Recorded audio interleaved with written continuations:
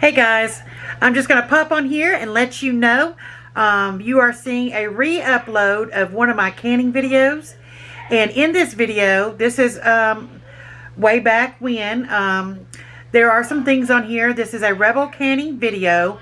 This is not a procedure by the book. I'm using breadcrumbs. So that in itself is going to cause issues for people. I have egg in it. That's going to cause issues for people. But it is still sitting on my shelf. I have ate it. It is delicious. But one of the things I want to tell you, I'm going to tell you, I'm using my Power Pressure Cooker XL. And I did. And I love it. But I tell you that I'm going to do a quick release on mine. If you're using a electric canner, do not do quick releases. It is pertinent that you go ahead and let it come down on its own. That is part of the processing time. Alright guys, I hope you enjoy this video. And don't y'all just love the long hair? I can't wait for it to grow back out. Alright y'all, let's get back into the video. Oh yeah, one more thing. Sorry for all the back and forth. This video I did quite some time back. And I was still kind of a new canner. You're going to see where I say that to do, I'm going to set it for 90 minutes. When you are pressure canning meats, any kind of meats, pints are 75 minutes and quarts are 90 minutes. You're going to see my timer on here. It's going to say 120. That's because it's 1 hour and 20 minutes. My timer does not have 5 minute, it goes by 5 minutes. That's the only reason I upped the time 5 minutes. So that's not 120 minutes. That is 1 hour and 20 minutes. I'm only letting y'all know because I'm reflecting back on the comments when I uploaded this video the last time. Alright y'all, let's get back into that video.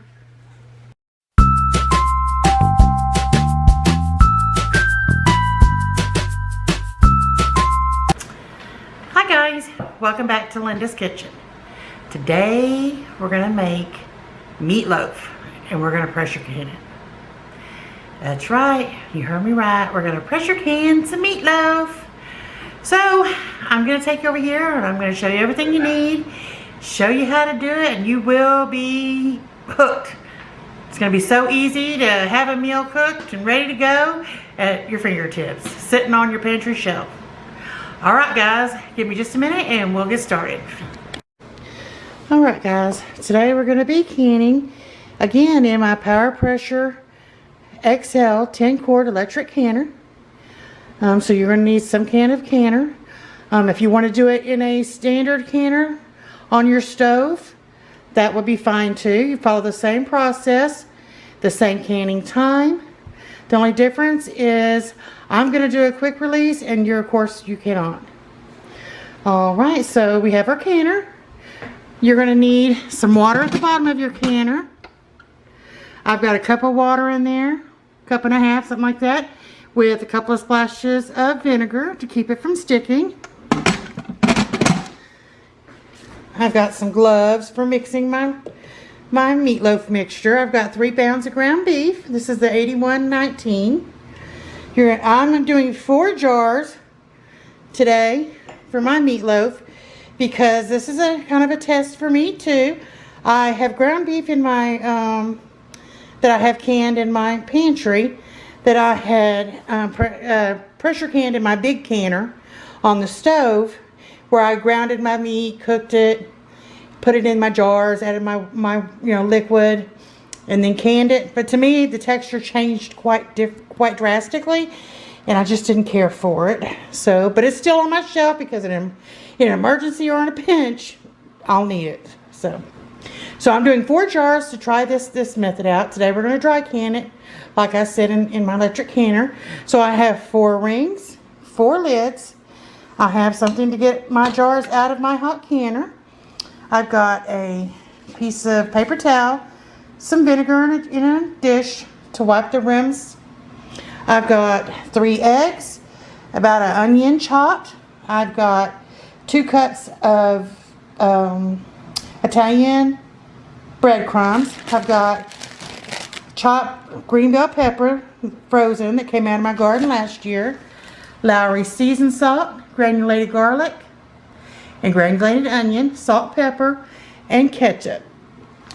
And then I've also got a funnel. I'm not sure that I'll use it, but just in case, I've got it sitting there. All right, let me get you up on a tripod and I'll show you what to do.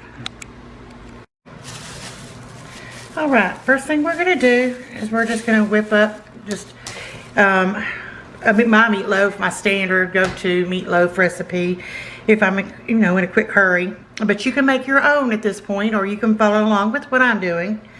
So we got 3 pounds of ground beef in here. Let me bring it a bit closer so you can see better. Sorry about that, y'all. There. All right. So we got about 3 pounds of ground beef in here. I add everything to my bowl, then I put my gloves on, I'm gonna mush it together. So I'm gonna I usually add 1 egg per pound of ground beef. So I'm gonna add my 3 eggs.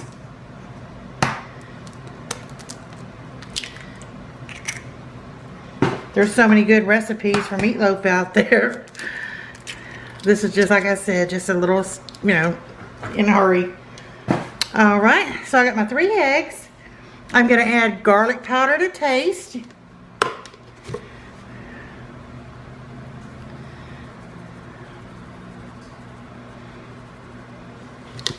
Onion powder to taste.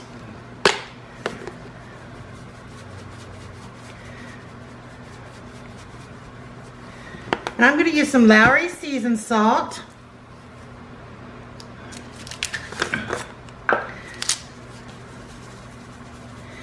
To taste. Salt and pepper. You don't need a lot of salt if you use the Lowry's, because that's what it is, seasoned salt pretty much. Pepper.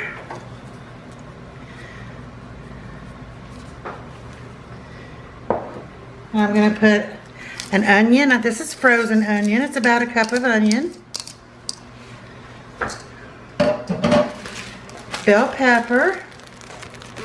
It's about 1/4 to 1/2 a bell pepper.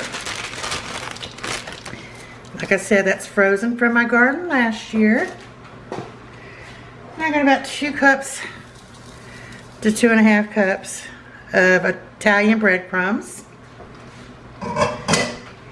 And for 3, I would say for 3 pounds of ground beef, I'd probably do about 1 cup, 1.5 of ketchup. All right. Now I'm going to put my gloves on. And I'm going to dig in and mix it up. So I've got high hopes for this. It's a dry canning method.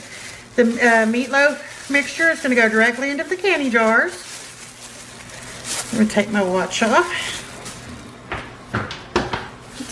It's going to go directly into the canning jars.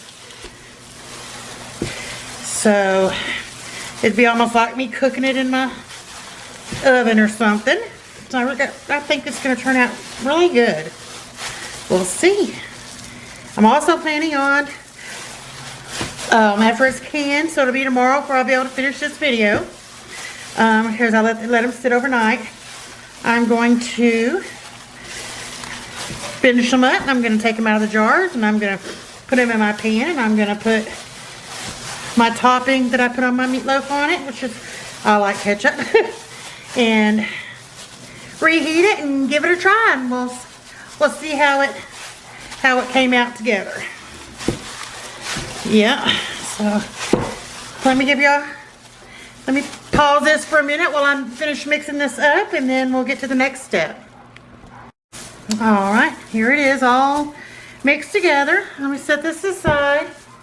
Pull our jars over here.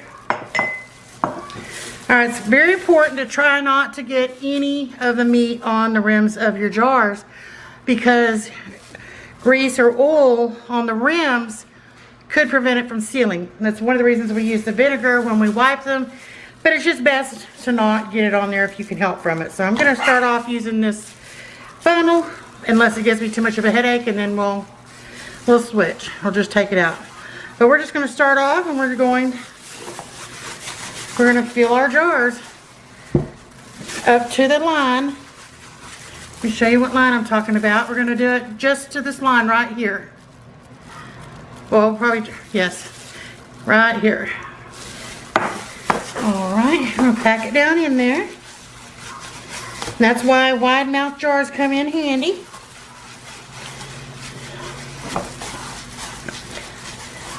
Makes them easier to get in and out. Alright, there's that one. Looking good. Let's do the next one.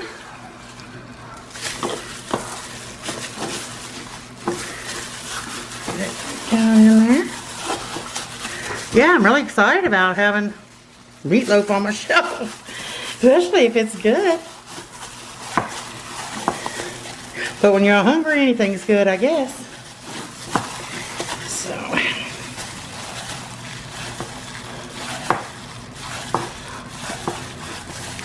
okay. Get down a little bit more. Take a little bit of that out. Looks like it's a little too high. You know, it's easier if I just use my hands.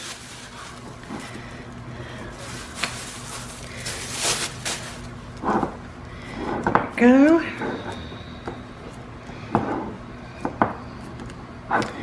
All right. I'm going to finish loading the other 2 jars up and then we'll go from there. All right. We've got our meat into our jars. Now I'm going to take and I'm going to wipe the rims with vinegar. Always wipe your rims because, like I said, you don't want anything on the rim. It could prevent it from sealing.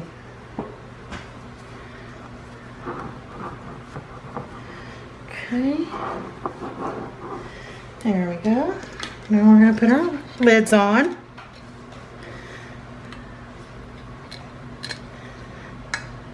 There we go.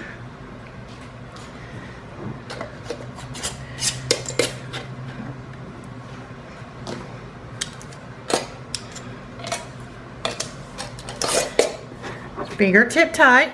Don't over tighten, because if you over tighten, then it won't be able to escape. The air won't be able to escape, and you need the air to escape. Now I'm going to place them down into the canner. Let me show you. There they are.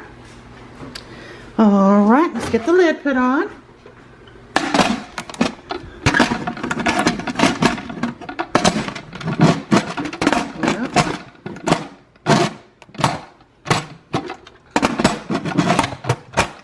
There we go. Sorry about that. All right, so now we're going to hit the canning, pressure canning button, and we're going to adjust the time, and we're going to do it for 90 minutes. And that's it. We want to make sure that it's on seal. There it is. It's on seal. And now we just wait. Let it come up to pressure, and once it comes up to pressure, the countdown will start, and I'll bring you back in about 90 minutes. All right, y'all. All right, we got about 1 minute left on the timer. Waiting for it to go off, and we'll take a look about what's inside.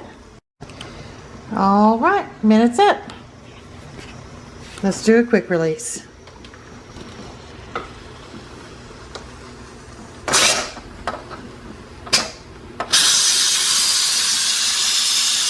All right, when it stops steaming, I'll bring it back and we'll look again. All right, pressure should be going down in just a moment, and we'll take the lid off and see what's good inside. Always open with the lid away from you so that the steam does not hit you in the face. All right, let's take these out, see what we got.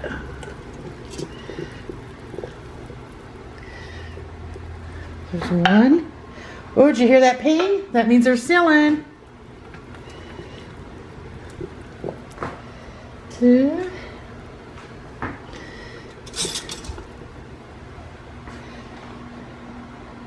3. There's another one. I'd love to hear that sound. 4. There they are. Now we're going to leave them sitting there. Let them cool. I wish I would have had some leaner beef. Ooh, I love the sound of popping. Alright guys, so we'll take a good look at it either in the morning or 5 or 6 hours from now when they have cooled. Alright guys. Okay guys, it is now the next day. Our meatloaf is done. It's cool. I took the rings off of them and I washed these in hot soapy water. They all, let me show you, they all sealed. They have all sealed, as you see, which I was a little concerned that they would or wouldn't because there was so much oil had escaped out of the jars along with the air, and so I was really kind of concerned. So on hindsight, the next time I try this, if it turns out that they're nice and tasty, I will use a more leaner ground beef. These were 81.19. I'll probably try to use at least a 90.10. So let me get this out of the jar and see how it works. As you can see, it's good and sealed. So let me get this open. Let's see if it come out, or if I'm gonna have to loosen it up in here. I don't like using anything metal because it could chip. It could chip my jars. There we go, one piece. That's a good sign. Good sign. So there it is. Looking good so far. There we go, so you can see. Hold on a second. Let me give you a better look.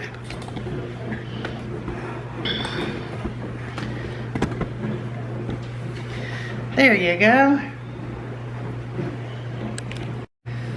All right. Now I'm just gonna put, like I told you, my topping that I like on my meatloaf is ketchup. So I'm gonna just put some of that on there. We're gonna put it in the oven. Let me take you along over there with me. I got a preheated 425-degree oven. We're gonna stick it in there. Whoop, it rolled around on me. There we go. And I'm gonna cook it for about 15 minutes. Okay guys, here it is. Let me hold it up, get you get a better look at it. Well, there it is. Now let me cut a piece of this off, give it a taste, and we'll see.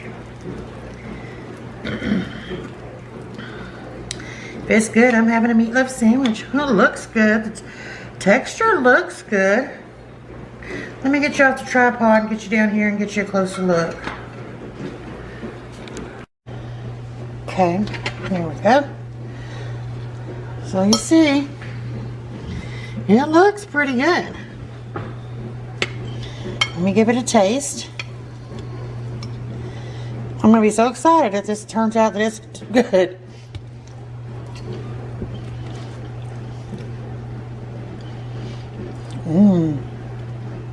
And you know what?